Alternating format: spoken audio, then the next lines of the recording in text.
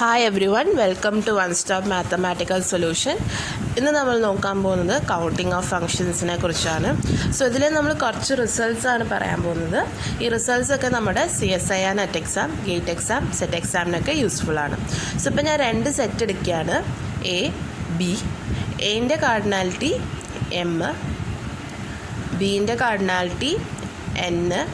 So f from A to B എന്ന് പറയുന്നത് function ആണെങ്കിൽ ഇപ്പോൾ രണ്ട് കേസായിട്ട് ഞാൻ എടുക്കുകയാണ്. സോ ഫസ്റ്റ് കേസിൽ എം ഗ്രേറ്റർ ദാൻ എൻ ആണെങ്കിൽ so the total number of 1 maps എന്ന് പറയുന്നത് 0 ആണ്.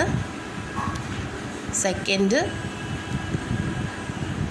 Total number of onto maps എന്ന് പറയുന്നത് ഫോർമുല ആണ് n power m minus nc1 into n minus 1 power m plus nc2 into n minus 2 power m minus nc3 into n minus 3 whole power m etc.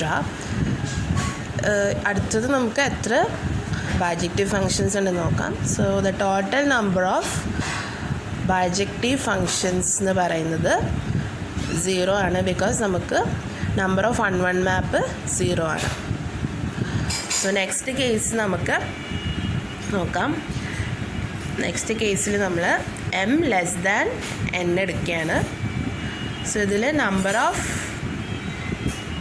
On to functions ആണ് ആദ്യം നോക്കുന്നത്. So total number of onto functions പറയുന്നത് ഇവിടെ 0 ആണ്. And second total number of 1 functions എന്ന് പറയുന്നത് ഫോർമുലയാണ് ഇവിടെ NCM ഇൻറ്റു എം ഫാക്ടോറിയൽ ആണ്. Third total number of bijective functions എന്ന് പറയുന്നത് സിമിലർലി 0 തന്നെയാണ്, ബിക്കോസ് നമുക്ക് ഓൺ ടു മാപ്സ് ഒന്നുമില്ല.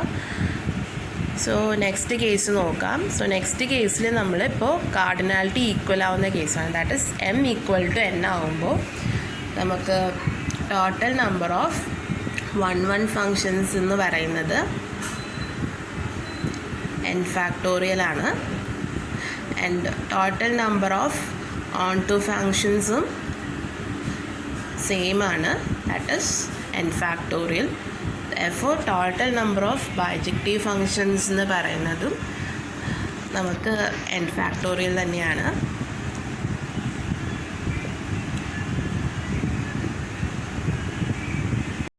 നെക്സ്റ്റ് നമ്മളൊരു വെരി ഇമ്പോർട്ടൻറ്റ് റിസൾട്ടാണ് നോക്കാൻ പോകുന്നത്. സോ നമ്മുടെ കാർഡിനാലിറ്റി ഓഫ് എ എന്ന് പറയുന്നത് എമ്മും കാർഡിനാലിറ്റി ഓഫ് ബി എന്ന് പറയുന്നത് എൻ ആണെങ്കിൽ നമുക്ക് എത്ര ഫങ്ഷൻസ് ഡിഫൈൻ ചെയ്യാൻ പറ്റും ബിറ്റ്വീൻ എ ആൻഡ് ബി എന്നാണ് നോക്കാൻ പോകുന്നത്.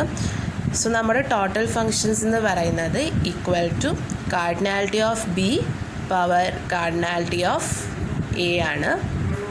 So that is equal to n power m ആണ്. നിങ്ങൾ ഒരിക്കലും n പവർ m ആയിട്ട് ബൈ ഹാർട്ട് ചെയ്യരുത്, ബിക്കോസ് നമുക്ക് കാർഡിനാലിറ്റി മാറ്റിയും തരാവുന്നതാണ്. സോ എപ്പോഴും നിങ്ങൾ cardinality of B power cardinality of A എന്ന് പഠിക്കുക.